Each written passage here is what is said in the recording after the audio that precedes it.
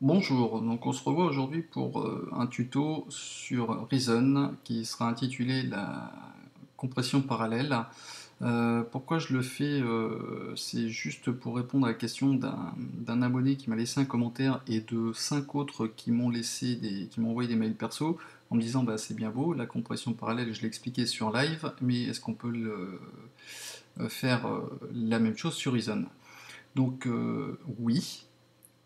Sauf que effectivement l'approche est différente. Donc je vous invite à consulter, même si vous n'avez pas live, le tuto que j'ai fait sur la compression parallèle pour live, qui vous expliquera donc en gros, en résumé, le principe. Ça veut dire on veut dynamiser en fait notre rythmique ou notre basse ou n'importe quel instrument en créant une piste supplémentaire qui va servir donc à gérer de la compression voire des EQ tout en gardant l'original normale, sans équalisation particulière, de façon à préserver les harmoniques du son sur la piste originale et de pouvoir la compresser sur une piste de retour en fait d'insert qui nous permettra justement de travailler, de moduler en fait ce son, hein, de sculpter le son, et les deux lus en même temps auront un effet vraiment de dynamique, de punch non négligeable.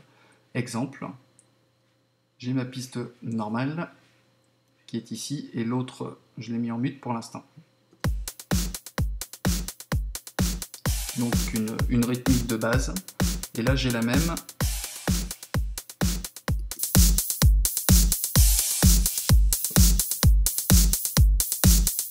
Voilà, donc dans le principe, je vais vous montrer comment j'ai justement créé cette compression parallèle. Alors, on va repartir à zéro. Je vais même à la limite tout supprimer. Hop. Hop. Voilà, donc allez, on repart de zéro. Donc vous faites clic droit, on va créer pour l'instant par exemple une rythmique toute faite, hein, c'est pour ça que je prends un Dr Rex, hein, mais bon ça pourrait être n'importe quel autre instrument.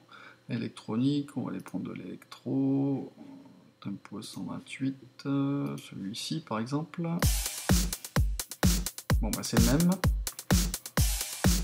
Donc voilà. Donc ici on a un canal mix en fait hein, qui porte le même nom que notre instrument, Dr Rex. Le but ça va être de dire je vais dispatcher le son qui sort de cet instrument sur ma piste. Là j'appuie sur Tab, hein. Cet instrument il sort output pour entrer dans le input hein, du canal mix qui porte le même nom. Le but du jeu ça va être de créer donc un audio splitter merger qui va nous permettre de recevoir le son et de le dispatcher en deux parties, une qui va revenir là et une autre sur un canal mix que je vais créer. Ce canal mix supplémentaire va me servir en fait à recevoir éventuellement à sculpter mon son, le même signal audio au niveau de l'EQ et au niveau de la compression. Ainsi, j'aurai sur ma première piste la piste originale en préservant toutes les harmoniques, parce qu'on sait bien qu'effectivement ajouter de la compression, en général ça brise un peu les harmoniques et toute la chaleur du son, donc on préserve de ce côté-là, et on crée une piste en fait parallèle, un canal mixte bien dédié qui lui servira à compresser le son, le dynamiser. Ainsi, les deux jumelés, on préserve la dynamique du son et un gros punch qui n'est pas négligeable. Donc, je clique droit, je crée un merger splitter audio et je vais créer ici un canal mix. Je retourne mon rack avec la touche Tab, je déconnecte mon module Dr Octorex, je le mets ici, je fais arriver donc mon son ici, et je vais le dispatcher en deux parties, un qui va revenir sur le canal normal, et l'autre qui va sortir dans le canal mix dédié, d'ailleurs que je vais nommer compression parallèle. Voilà. Bon, ça fait un peu... Allez, on va mettre comp parallèle. Voilà. Ainsi, quand je joue, je devrais avoir le signal audio qui sort ici, qui va là, et qui va également ici. Lecture.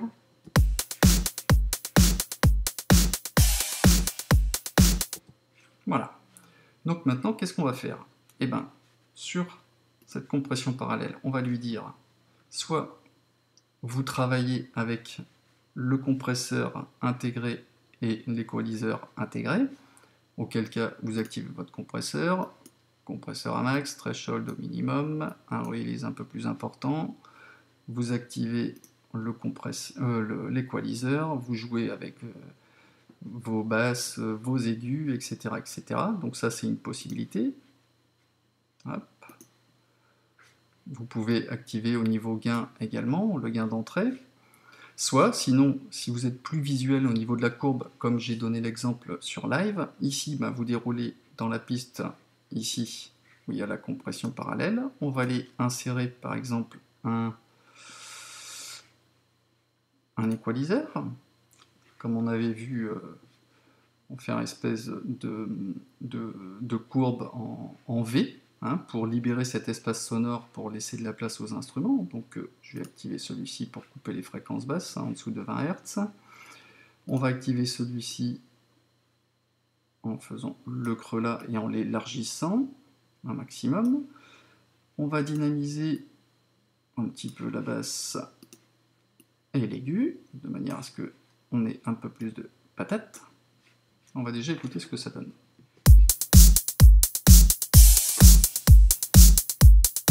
Alors rien qu'avec l'équalisation, je fais mute, piste originale et la compression parallèle.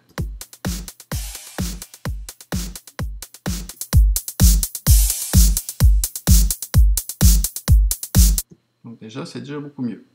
Qu'est-ce qu'on va faire? On va lui rajouter un compresseur. De la même manière, on va accentuer un peu le gain, on va mettre un threshold quasiment au minimum, un ratio quasiment au maximum, une attaque quasiment au minimum, un petit peu plus rêvé pour laisser passer les kicks tout au début, et activer la compression juste après, un release un peu plus, et un volume, on va voir ce que ça donne.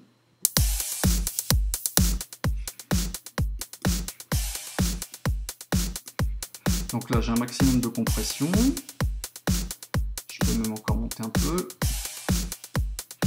Bon, après c'est à vous de juger, de doser.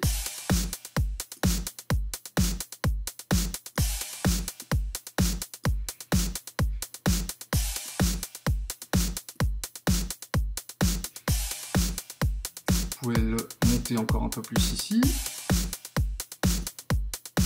Ah bah oui, je suis en mute.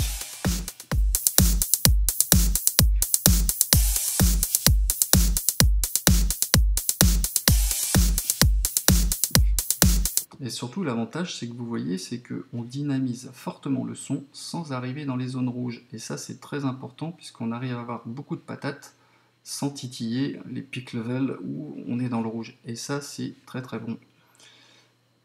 Ici, donc voilà, j'ai même du gain en plus ici. Alors,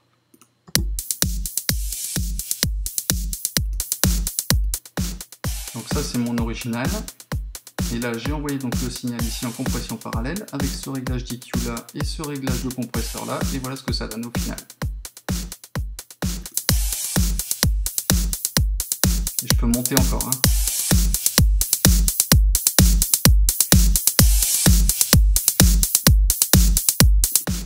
Original et avec la compression parallèle.